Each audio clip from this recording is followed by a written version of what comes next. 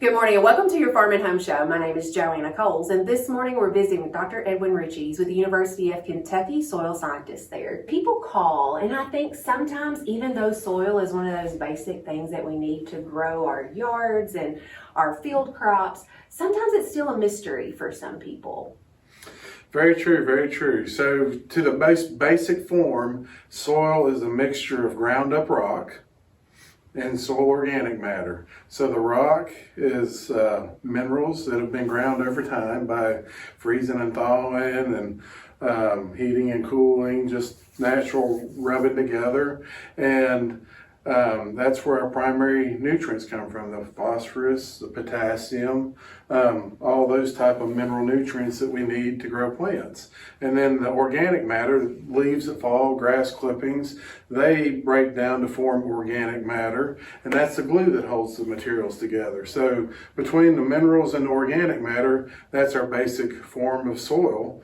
And that's what holds our water, allows for gas exchange between the soil and the atmosphere.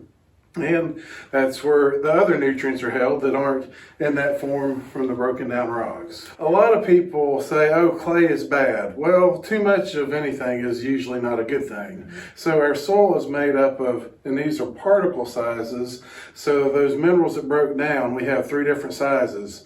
We have the sand, silt, and clay sizes. So the sand is the biggest part. If you ever get dirt in your mouth, that's the crunchy stuff. So sand is the biggest part, and then silt, it's really small. It's more like flour, and then clay is 0.002 millimeters thick. So you can only see that with a very powerful microscope.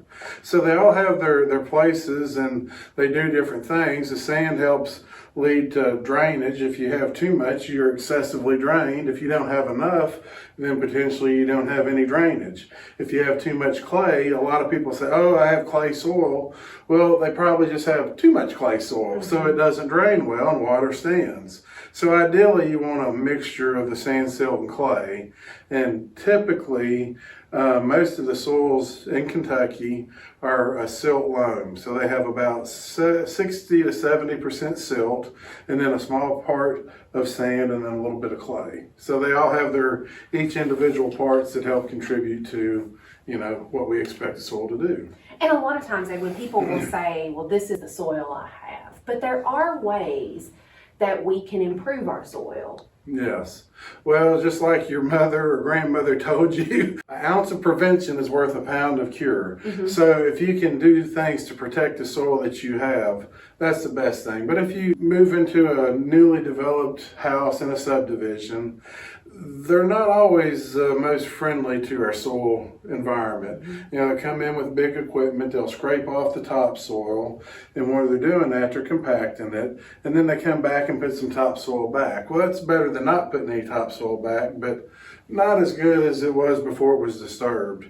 So what you want to do is try to maintain what you have and try to do the best you can to make those plants thrive. The better the plants are producing, the quicker they're going to improve the soil in a positive way. Absolutely. And making sure that we're adding enough fertility to whatever soil we have. But what's the best way to know how to do that? The best way is soil testing. You soil sample and make sure you're sampling the right areas. But if you have a lawn and then you have a flower bed next to the house, sample those differently because they can vary and you might have different uses for those 2 areas. Mm-hmm. So just make sure you know what the sample is being collected for so you can address it appropriately. And then you can add whatever soil nutrients yes. that those particular spots need. You're not over applying, but you're not under applying. Exactly. One of the biggest things in urban landscapes are adding too much phosphorus. Phosphorus gets in the storm drain, gets into the water, and then kills the shrimp down in Louisiana. Edwin, I appreciate the information, and if you have questions about basic soils, make sure to contact your local extension office. We'd be happy to help. There's a lot of publications out there, or if you're interested in getting your soil tested, we can help with that as well. So we appreciate you watching the Farm and Home Show and hope you have a great day.